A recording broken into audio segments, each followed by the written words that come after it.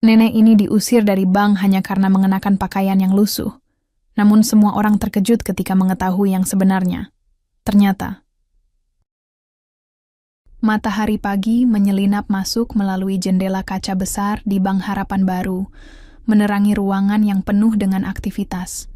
Suara dering telepon, ketikan keyboard, dan obrolan pelanggan menciptakan suasana yang sibuk namun terorganisir.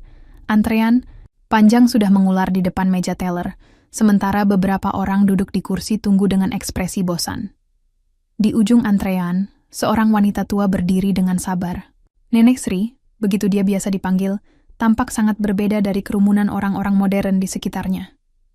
Dia mengenakan kain batik lusuh yang sudah pudar warnanya, selendang tipis melingkar di lehernya, dan membawa tas anyaman kecil yang tampak usang. Kakinya yang beralas sandal jepit plastik tampak ringkih saat dia berdiri tegak, meski tubuhnya sedikit membungkuk akibat usia.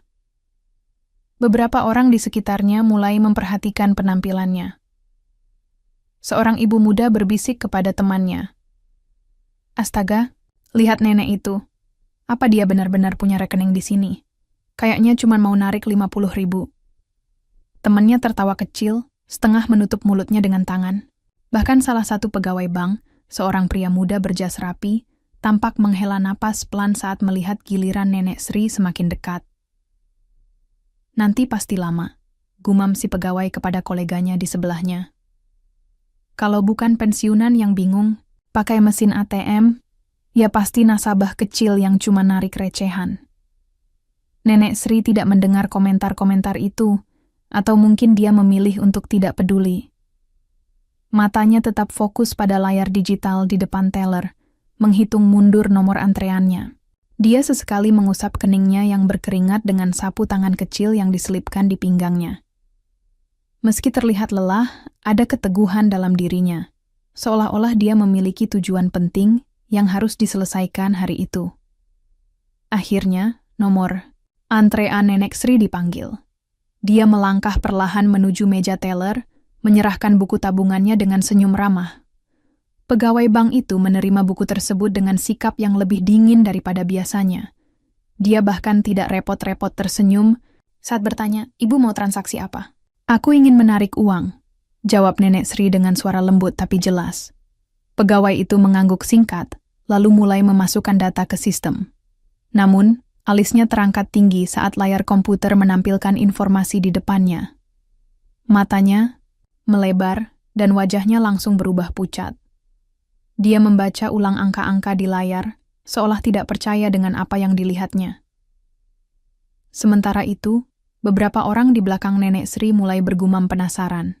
Salah satu pria berkata keras-keras, "Wah, pasti cuma mau narik 100.000, ya kan?" Ucapan itu membuat beberapa orang lainnya tertawa kecil, termasuk si ibu muda yang tadi berbisik. Namun, tak satu pun dari mereka, bahkan pegawai bank itu sendiri, yang siap untuk apa yang akan terjadi selanjutnya. Pegawai bank itu terdiam selama beberapa detik, matanya masih tertuju pada layar komputer. Angka-angka di depannya tampak begitu asing dibandingkan dengan stereotip yang telah dia bentuk tentang Nenek Sri. Di layar itu tertulis jelas, saldo rekening 3 miliar rupiah. "Maaf Bu," nih kata pegawai itu dengan suara agak bergetar, mencoba menyembunyikan kekagetannya. "Ibu ingin menarik berapa?" Nenek Sri tersenyum tipis, seolah sudah terbiasa dengan reaksi semacam ini. "Aku ingin menarik 200 juta, katanya. Tenang, suaranya tetap lembut namun penuh keyakinan. Semua orang di sekitar teller langsung terdiam. Beberapa nasabah yang sedang antre mendadak berhenti mengobrol dan memperhatikan interaksi tersebut. Bahkan, beberapa pegawai bank lainnya ikut melirik dari meja mereka, penasaran dengan apa yang sedang terjadi. Pegawai bank itu tergagap. Iya Bu, sebentar ya." Dia mencoba menutupi kebingungannya dengan sibuk mengetik di komputer, meski tangannya gemetar sedikit. Setelah beberapa saat, dia akhirnya berkata, "Transaksi Ibu akan segera diproses. Mohon tunggu sebentar." Namun, keriuhan mulai terdengar di ruangan itu. Seorang pria paruh baya di belakang Nenek Sri berbisik kepada istrinya. 200 juta? Serius? Dari mana nenek ini dapat uang sebanyak itu? Istrinya hanya mengangkat bahu, tapi matanya tak lepas dari Nenek Sri. Sementara itu, si ibu muda yang tadi meremehkan Nenek Sri tampak salah tingkah. Wajahnya memerah karena malu. Dia mencoba berpura-pura sibuk dengan ponselnya, tapi sesekali mencuri pandang ke arah Nenek Sri, seolah tak percaya bahwa wanita tua itu bisa memiliki saldo rekening sebesar itu. Beberapa menit kemudian, pegawai bank kembali dengan amplop tebal berisi uang tunai. Dia menyerahkannya kepada Nenek Sri dengan senyum yang kali ini terlihat lebih tulus dan mungkin sedikit cemas. "Ini uangnya, Bu. Silakan dicek dulu." Nenek Sri mengambil amplop itu dengan tenang, membuka sedikit untuk memastikan isinya benar, lalu tersenyum puas. "Terima kasih, Nak," katanya ramah sebelum melangkah pergi. Namun sebelum meninggalkan meja teller, dia berhenti sejenak dan menatap pegawai bank itu. Matanya yang penuh bijaksana membuat si pegawai merasa seperti anak kecil yang ketahuan berbuat salah. "Anak muda," kata Nenek Sri pelan, namun cukup keras untuk didengar oleh orang-orang di sekitarnya. "Jangan pernah menilai seseorang hanya dari penampilannya. Kau tidak pernah tahu apa yang ada di balik wajah atau pakaiannya." Pegawai itu hanya bisa menunduk dalam-dalam, wajahnya memerah karena malu. Orang-orang di sekitar pun mulai berbisik-bisik. Ada yang merasa bersalah, ada yang kagum, dan ada juga yang hanya tercengang. Setelah Nenek Sri pergi, suasana di bank berubah drastis. Beberapa orang saling bertukar pandang, seolah baru saja menyadari betapa dangkalnya penilaian mereka terhadap orang lain. Si ibu muda bahkan buru-buru meninggalkan antrean karena merasa tidak enak hati. Sementara itu, manajer bank yang mendengar kehebohan tersebut keluar dari ruangannya dan mendekati teller yang melayani Nenek Sri. "Apa yang terjadi tadi?" tanya manajer dengan nada serius. Pegawai itu menelan ludah sebelum menjawab, "Bu, tadi ada seorang nenek. Saldo rekeningnya 3 miliar, Pak. Dan saya bersikap kurang sopan padanya."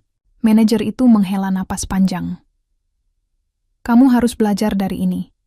Penampilan bukanlah cerminan isi hati atau kekayaan seseorang. Mulai besok, kita akan adakan pelatihan ulang tentang etika pelayanan." Di luar bank, Nenek Sri melangkah perlahan menuju angkutan umum yang akan membawanya pulang. Dia tidak marah atau dendam atas perlakuan orang-orang di bank tadi. Baginya, insiden itu adalah kesempatan untuk memberikan pelajaran berharga tanpa perlu mengucapkan banyak kata. Namun, bagi orang-orang yang menyaksikan kejadian itu, pengalaman ini akan terus membekas dalam ingatan mereka. Mereka mulai menyadari bahwa penilaian awal seringkali menyesatkan, dan nilai-nilai kemanusiaan jauh lebih penting daripada harta materi. Angin sore berhembus lembut di desa kecil tempat Nenek Sri tinggal. Rumahnya sederhana, terbuat dari kayu dengan halaman yang dipenuhi tanaman obat dan bunga-bunga liar. Di sudut halaman, ada ayunan bambu tua yang sering digunakan Nenek Sri untuk duduk sambil merajut atau membaca buku. Hari itu, dia duduk di sana, memandang jauh ke arah sawah yang menguning. Pikirannya melayang kembali ke masa lalu. Nenek Sri lahir di keluarga petani sederhana. Sejak kecil, dia sudah terbiasa bekerja keras di sawah bersama orang tuanya. Namun, meski hidup dalam kemiskinan, dia selalu memiliki mimpi besar, ingin melihat dunia lebih luas dan membantu orang-orang di sekitarnya. Setelah menikah muda dengan seorang pria pekerja keras bernama Pak Darto, mereka memutuskan untuk pindah ke kota dan mencoba peruntungan baru. Di kota, Nenek Sri mulai menjual kain batik hasil tenunannya sendiri. Awalnya, dagangannya hanya laku sedikit karena persaingan yang ketat, tapi dia tidak menyerah. Dia belajar bagaimana membuat motif yang unik dan berkualitas tinggi, serta membangun hubungan baik dengan pelanggan. Perlahan tapi pasti, usahanya mulai berkembang. Dari sebuah kios kecil di pasar tradisional, bisnisnya tumbuh menjadi pabrik tekstil kecil-kecilan yang mempekerjakan puluhan orang. Pak Darto adalah pendamping setianya. Mereka bekerja bahu-membahu, berbagi visi untuk membangun kehidupan yang lebih baik. Saat anak-anak mereka lahir, Nenek Sri dan suaminya memastikan bahwa pendidikan adalah prioritas utama. Mereka ingin anak-anak mereka memiliki kesempatan yang lebih baik daripada yang mereka miliki dulu.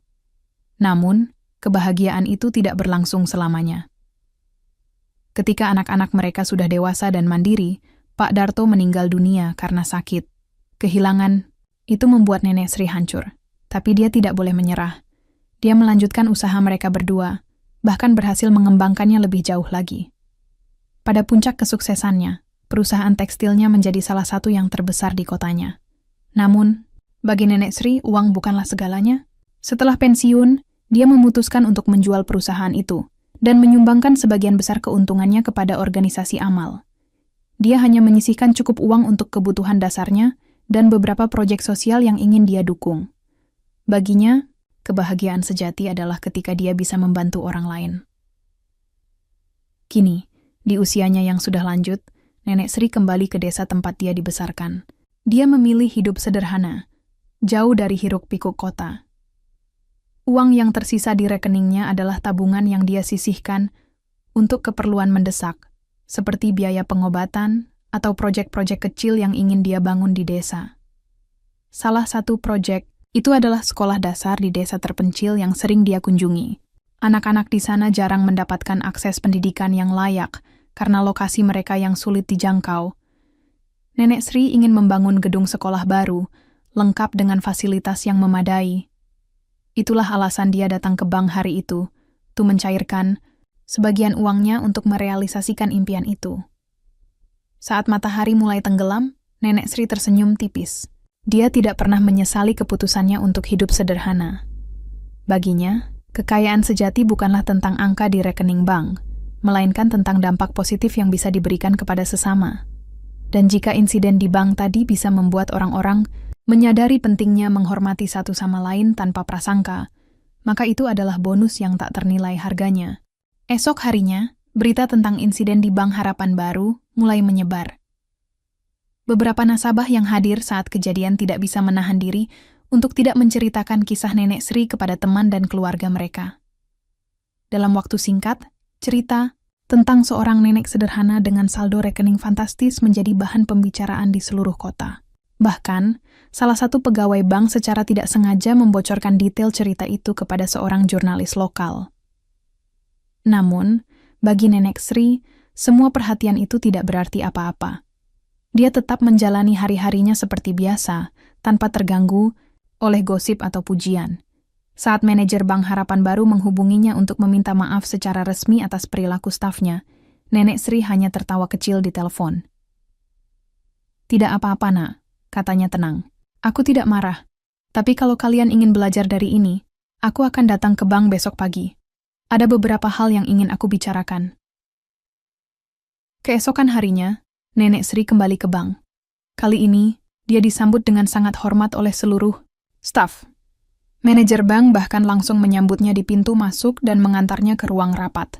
Di sana, para pegawai senior dan manajer sudah berkumpul, wajah mereka tampak tegang, namun penuh rasa hormat. Nenek Sri duduk di kursi yang disediakan, lalu menatap semua orang di ruangan itu dengan pandangan bijaksana. "Aku tidak datang ke sini untuk memarahi kalian," katanya pelan. Suaranya terdengar lembut namun tegas. "Aku hanya ingin berbagi sesuatu yang mungkin bisa kalian renungkan." Dia melanjutkan, "Penampilan seseorang bukanlah cerminan isi hatinya. Jangan pernah menilai orang lain sebelum kalian benar-benar mengenalnya. Aku tidak keberatan jika kalian meremehkanku kemarin. Itu hak kalian. Tapi ingatlah, setiap orang punya kisah hidupnya sendiri. Dan kisah itu seringkali lebih besar daripada apa yang bisa kalian lihat dari luar." Manajer bank tampak sangat terkesan. Dia mencatat setiap kata yang diucapkan Nenek Sri, lalu berkata dengan nada penuh rasa hormat, "Terima kasih, Bu, atas nasihatnya. Kami akan menggunakan pengalaman ini sebagai pelajaran untuk meningkatkan layanan kami. Mulai minggu depan, kami akan mengadakan pelatihan etika pelayanan bagi semua staf." Setelah pertemuan itu, Nenek Sri meninggalkan bank tanpa banyak bicara lagi. Namun, kata-katanya terus terngiang di kepala para pegawai bank. Mereka mulai menyadari betapa dangkalnya penilaian mereka terhadap orang lain, dan bagaimana sikap mereka bisa menyakiti hati seseorang tanpa mereka sadari. Di sisi lain, berita tentang Nenek Sri juga sampai ke telinga masyarakat luas. Sebuah artikel tentang dirinya muncul di koran lokal, dengan judul, "Nenek Sederhana dengan Saldo Fantastis, Pelajaran tentang Hidup Tanpa Prasangka." Artikel itu tidak hanya menceritakan insiden di bank, tetapi juga sedikit tentang masa, lalu Nenek Sri dan kontribusinya kepada masyarakat. Artikel tersebut mendapat respons luar biasa.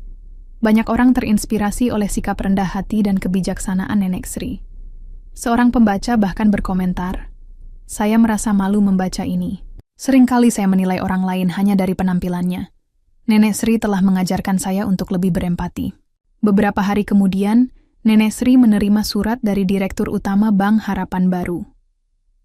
Dalam surat itu, direktur tersebut meminta maaf secara resmi atas insiden yang terjadi dan mengundang Nenek Sri untuk menjadi pembicara dalam acara tahunan bank tersebut tentang pentingnya layanan pelanggan yang inklusif dan tanpa diskriminasi. Namun, Nenek Sri menolak undangan itu dengan halus. Dia mengirim balasan melalui surat singkat. "Terima kasih atas undangannya. Tapi aku lebih suka bekerja diam-diam untuk membantu orang-orang di sekitarku. Jika kalian ingin menghormatiku, pastikan bahwa setiap nasabah yang datang ke bank kalian diperlakukan dengan hormat, tanpa memandang penampilan atau status sosial mereka." Balasan itu membuat direktur bank semakin kagum. Dia memutuskan untuk menjadikan kisah Nenek Sri sebagai contoh nyata dalam pelatihan staf bank ke depannya. Setiap pegawai baru akan mendengar cerita ini sebagai pengingat bahwa penilaian awal seringkali menyesatkan dan bahwa nilai-nilai kemanusiaan harus selalu diutamakan. Sementara itu, Nenek Sri kembali ke rutinitasnya yang tenang di desa. Dia tidak pernah merasa perlu untuk mendapatkan pengakuan atau pujian dari siapapun. Baginya, kebahagiaan sejati adalah ketika dia bisa memberikan dampak positif pada orang lain, meskipun itu dilakukan dengan cara yang sederhana. Namun, tanpa disadarinya, tindakan dan kata-katanya telah mengubah cara pandang banyak orang. Mereka mulai belajar untuk melihat lebih dalam daripada sekadar penampilan fisik. Dan bagi Nenek Sri, itulah kemenangan sebenarnya, bukan balas dendam, melainkan pelajaran yang mengubah hati. Beberapa minggu setelah insiden di bank, Nenek Sri mulai melaksanakan rencananya yang sudah lama ia impikan. Uang yang dia tarik dari rekeningnya tidak disimpan begitu saja, melainkan langsung digunakan untuk proyek-proyek yang telah lama ia cita-citakan. Salah satu prioritas utamanya adalah membangun sekolah dasar di desa terpencil yang sering ia kunjungi. Pagi itu, Nenek Sri berdiri di tengah lahan kosong di desa tersebut, ditemani oleh beberapa warga setempat yang antusias. Matahari bersinar cerah, dan angin sepoi-sepoi membawa aroma tanah basah yang segar. Di tangan Nenek Sri ada gambar rancangan sederhana untuk gedung sekolah baru, hasil diskusi panjangnya dengan guru-guru sukarelawan yang selama ini mengajar anak-anak di bawah pohon. "Kita akan mulai hari ini," kata Nenek Sri kepada warga dengan senyum lebar. "Tidak perlu mewah, tapi cukup kokoh agar anak-anak bisa belajar dengan nyaman." Warga desa langsung bekerja keras.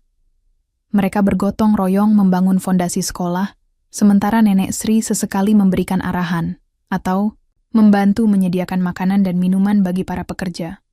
Proses pembangunan berlangsung cepat karena semangat kebersamaan yang tinggi. Dalam waktu kurang dari 2 bulan, sebuah gedung sekolah sederhana namun layak pakai telah berdiri tegak di tengah desa. Saat peresmian sekolah, anak-anak desa berkumpul dengan wajah gembira. Mereka memakai seragam lusuh yang sudah ditambal berkali-kali, tapi mata mereka berbinar penuh harapan. Nenek Sri berdiri di depan mereka, memegang mikrofon kecil yang dipinjam dari balai desa. "Anak-anakku," katanya dengan suara lembut namun penuh keyakinan, "sekolah ini adalah tempat kalian belajar untuk menjadi orang-orang yang lebih baik. Jangan takut bermimpi besar, meskipun hidup kalian mungkin sulit saat ini. Ingatlah, pendidikan adalah kunci untuk membuka pintu masa depan." Ucapan Nenek Sri disambut tepuk tangan meriah dari warga dan anak-anak. Beberapa ibu bahkan meneteskan air mata, terharu melihat betapa besar pengorbanan Nenek Sri demi masa depan anak-anak mereka. Namun, kontribusi Nenek Sri tidak berhenti di situ. Dia juga menggunakan sebagian uangnya untuk memperbaiki fasilitas umum di desanya, seperti jalan, setapak yang rusak parah dan sumur air bersih yang sudah lama kering. Dia bahkan mendonasikan beberapa alat pertanian modern kepada kelompok tani lokal, sehingga mereka bisa meningkatkan hasil panen dan kesejahteraan keluarga. Berita tentang kebaikan Nenek Sri semakin tersebar luas. Banyak orang dari kota datang ke desanya hanya untuk bertemu dengannya dan belajar dari sikap rendah hatinya. Seorang pengusaha muda bahkan terinspirasi untuk mendirikan yayasan amal yang fokus pada pendidikan anak-anak di daerah terpencil. Ketika ditanya apa motivasinya, dia menjawab, "Nenek Sri telah membuka mata saya. Harta bukanlah segalanya jika kita tidak menggunakannya untuk membantu sesama." Di sisi lain, Bank Harapan Baru juga mengalami transformasi signifikan. Setelah pelatihan etika pelayanan yang diadakan berdasarkan inspirasi dari Nenek Sri, para pegawai mulai menerapkan prinsip-prinsip baru dalam pekerjaan mereka. Mereka tidak lagi menilai nasabah berdasarkan penampilan atau jumlah transaksi, melainkan memberikan layanan terbaik kepada semua orang tanpa pandang bulu. Bahkan, bank tersebut mendapatkan penghargaan sebagai institusi keuangan paling inklusif di wilayahnya. Sementara itu, Nenek Sri tetap hidup sederhana seperti biasa. Dia tidak pernah menyesali gaya hidupnya yang minim harta materi, karena baginya, kebahagiaan sejati adalah ketika dia bisa membantu orang lain tanpa pamrih. Setiap kali ditanya tentang kesuksesan masa lalunya, dia hanya tersenyum dan berkata, "Uang hanyalah alat. Yang penting adalah bagaimana kita menggunakannya untuk membuat dunia ini sedikit lebih baik." Matahari mulai tenggelam di Cakrawala, memancarkan sinar jingga yang lembut ke seluruh desa. Nenek Sri duduk di ayunan bambu di halaman rumahnya, menikmati angin sore yang sejuk. Di tangannya, ada secangkir teh hangat yang baru saja dia seduh. Wajahnya tampak damai, seperti seseorang yang telah menemukan kedamaian batin setelah melewati perjalanan panjang dalam hidup. Di kejauhan, terdengar suara tawa anak-anak dari sekolah yang baru dibangun. Mereka bermain di halaman sekolah meski hari sudah hampir malam, mungkin karena masih begitu antusias dengan fasilitas baru mereka. Sesekali, terdengar juga suara orang dewasa yang sedang bekerja memperbaiki jalan desa, proyek lain yang didanai oleh Nenek Sri. Nenek Sri tersenyum tipis saat mendengar semua itu. Baginya, suara-suara tersebut adalah bukti bahwa usahanya tidak sia-sia. Dia tidak pernah mengharapkan pengakuan atau pujian atas apa yang telah dilakukannya. Yang dia inginkan hanyalah melihat senyum di wajah orang-orang di sekitarnya, dan kini dia merasa puas. Beberapa hari lalu, dia menerima surat dari salah satu murid sekolah dasar yang baru. Surat itu ditulis dengan tulisan tangan yang masih agak berantakan, tapi penuh dengan rasa syukur. Anak itu menulis, "Terima kasih, Nek, karena sudah membangun sekolah untuk kami. Sekarang aku bisa belajar dengan nyaman, dan aku ingin menjadi dokter suatu hari nanti agar bisa membantu banyak orang seperti Nenek." Surat itu membuat Nenek Sri meneteskan air mata haru. Bukan karena kata-katanya yang indah, tapi karena dia melihat bahwa benih-benih kebaikan yang ditanamnya mulai tumbuh. Dia percaya bahwa setiap tindakan kecil yang dilakukan dengan cinta akan berbuah manis di masa depan. Malam semakin larut, dan lampu-lampu di desa mulai menyala satu persatu. Nenek Sri bangkit dari ayunannya, lalu masuk ke dalam rumah. Di meja kayu tua di ruang tamunya ada sebuah album foto yang sering dia lihat ketika merasa rindu dengan kenangan masa lalu. Malam itu, dia membuka album itu lagi, memandangi foto-foto lamanya bersama Pak Darto, anak-anak mereka, dan momen-momen penting dalam hidupnya. Dia tersenyum saat melihat foto dirinya muda bersama suaminya di depan pabrik tekstil pertama mereka. Mata Pak Darto di foto itu tampak penuh harapan, sama seperti mata Nenek Sri sekarang. Meski Pak Darto sudah tiada, dia yakin bahwa suaminya pasti bangga melihat apa yang telah dia capai. Setelah beberapa saat, Nenek Sri menutup album itu dan duduk di kursi goyang kesayangannya. Dia menutup mata, membiarkan pikirannya melayang pada semua pelajaran yang telah dia dapatkan sepanjang hidupnya. Dia memikirkan tentang pentingnya empati, tentang bagaimana penilaian awal seringkali menyesatkan, dan tentang nilai-nilai kemanusiaan yang jauh lebih penting daripada harta materi. Esok paginya, Nenek Sri bangun lebih awal seperti biasa. Dia menyapu halaman rumahnya, memberi makan ayam-ayamnya, dan menyiapkan sarapan sederhana. Hari-harinya tetap sama seperti sebelum insiden di bank terjadi. Tidak ada kemewahan, tidak ada perubahan besar dalam rutinitasnya. Namun, ada satu hal yang berbeda. Hatinya semakin ringan, karena dia tahu bahwa dia telah memberikan sesuatu yang berarti bagi dunia ini. Beberapa bulan kemudian, cerita tentang Nenek Sri menjadi viral di media sosial. Seorang jurnalis muda datang ke desanya untuk mewawancarainya, berharap bisa mendapatkan kutipan inspiratif dari wanita tua itu. Namun, ketika bertemu dengannya, si jurnalis hanya mendapati jawaban sederhana yang penuh makna. "Aku tidak punya pesan khusus," kata Nenek Sri sambil tersenyum. "Hanya satu hal yang ingin aku katakan. Jangan pernah menilai orang lain sebelum kamu benar-benar mengenalnya. Dunia ini akan menjadi tempat yang lebih baik jika kita semua bisa saling menghormati tanpa prasangka." Kata-kata itu, meskipun sederhana, meninggalkan kesan mendalam pada si jurnalis. Artikel yang ditulisnya kemudian menjadi salah satu artikel paling populer di majalahnya, menginspirasi ribuan pembaca untuk merenungkan cara mereka memandang orang lain, dan begitulah Nenek Sri terus menjalani hidupnya dengan tenang, tanpa pernah merasa perlu mencari pengakuan atau pujian. Baginya, kebahagiaan sejati adalah ketika dia bisa membantu orang lain tanpa pamrih, dan ketika dia bisa melihat dunia ini sedikit lebih baik karena kehadirannya. Cerita tentang Nenek Sri terus dikenang oleh banyak orang. Beberapa tahun kemudian, sebuah patung kecil didirikan di halaman sekolah dasar yang dia bangun. Patung itu menggambarkan seorang nenek dengan senyum ramah, dikelilingi oleh anak-anak yang gembira. Di bawah patung itu tertulis sebuah prasasti. "Nenek Sri, wanita sederhana, hati luar biasa. Pengingat bahwa penampilan bukanlah cerminan isi hati, dan kebaikan selalu menang tanpa pamrih." Bagi orang-orang yang pernah bertemu dengannya, Nenek Sri bukan hanya seorang dermawan. Dia adalah simbol dari nilai-nilai kemanusiaan yang seharusnya dijunjung tinggi oleh setiap orang. Dan meski dia telah tiada, warisannya terus hidup dalam hati mereka yang pernah disentuh oleh kebaikannya.